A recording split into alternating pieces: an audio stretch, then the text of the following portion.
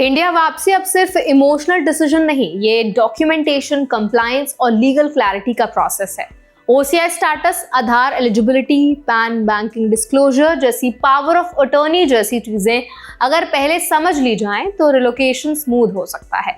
तो आज इस वीडियो में हम क्लियर तरीके से समझेंगे ओसीआई होल्डर्स के राइट्स और लिमिट्स, आधार के 180 डे रूल का असली मतलब, पैन और बैंकिंग कंप्लायंस कैसे काम करता है, पावर ऑफ अटॉर्नी कब जरूरी होता है और रिटर्निंग एनआरआईज को किन लीगल बातों पर ध्यान देना जरूरी है। ये वीडियो बिल्कुल भी न्यूज रिकैप नहीं है, ये प्रैक्टिकल गाइड है ताकि इंडिया लौटते समय पेपर वर्क कंफ्यूजन ना बने।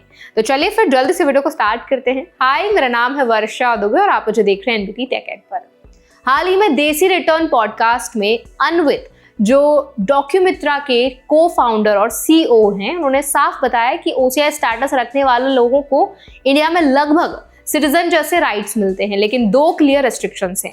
ओसीआई होल्डर इलेक्शन में वोट नहीं कर सकता और एग्रीकल्चरल लैंड नहीं खरीद सकता। इन दो बातों के अलावा ओसीआई होल्डर इंडिया में इनडेफिनिट स्टे कर सकता है, फ्रीली ट्रैवल कर सकता है, जॉब ले सकता है और बिजनेस शुरू कर सकता है।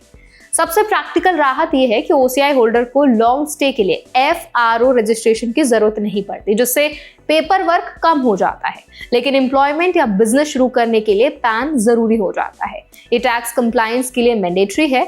अब आधार रूल समझना भी जरूरी है क्योंकि यही सबसे ज्यादा कंफ्यूजन क्रिएट करता है। आधार एलिजिबिलिटी शॉर्ट विजिट से नहीं बनती। ऑफिशियल गाइडलाइन के अनुसार ओसीआई होल्डर को इंडिया में कंटिन्यूअस 180 डेज रहना होगा, तभी आधार अप्लाई किया जा सकता है। बीच बीच में ट्रैवल एलिजिबिलिटी रीसेट कर सकता है। आधार के लिए लोकल एड्रेस प्रूफ बहुत जरूरी होता है। रेंटल एग्रीमेंट, इलेक्ट्रिसिटी बिल या प्रॉपर्टी डॉक्यूमेंट एक्सेप्टेबल होते हैं। इसका प्रैक्टिकल मतलब यह है कि आधार रिलोकेशन का फर्स्ट डे डॉक्यूमेंट नहीं है, ये रेजिडेंसी प्रूफ बनने के बाद का स्टेप है। पैन कार्ड का प्रोसेस कंपैरेटिवली सिंपल है। पैन इंडिया आए बिना भी अप्लाई किया जा सकता है और ई पैन जल्दी इशू हो सकता है। पैन नेशनैलिटी मेंशन नहीं करता, इसीलिए सिटीजनशिप चेंज होने पर री इशू की जरूरत अक्सर नहीं पड़ती। रिटर्नीज के लिए pan financial activity, tax filing और इन्वेस्टमेंट्स के लिए बैकबोन डॉक्यूमेंट है। बैंकिंग कंप्लायंस भी उतना ही इंपॉर्टेंट है। रिटर्निंग एनआरआईज को बैंक पेपर वर्क में सिटीजनशिप स्टेटस क्लियरली डिक्लेयर करना बहुत ज्यादा जरूरी होता है।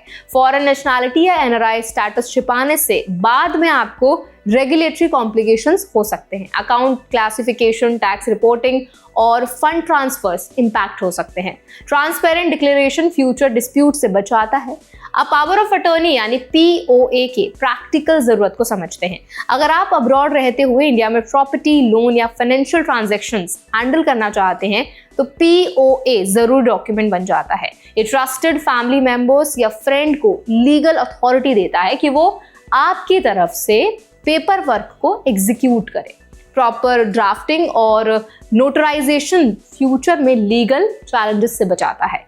लीगल फ्रेमवर्क का कोर मैसेज एकदम सिंपल है। ओसीआई होल्डर्स को इंडिया में ब्रॉड राइट्स मिलते हैं, लेकिन कंप्लायंस स्टेप्स फॉलो करना बहुत जरूरी है। डॉक्यूमेंटेशन डिले या मिसअंडरस्टैंडिंग अननेसेसरी लीगल फ्रिक्शन पैदा कर सकती है।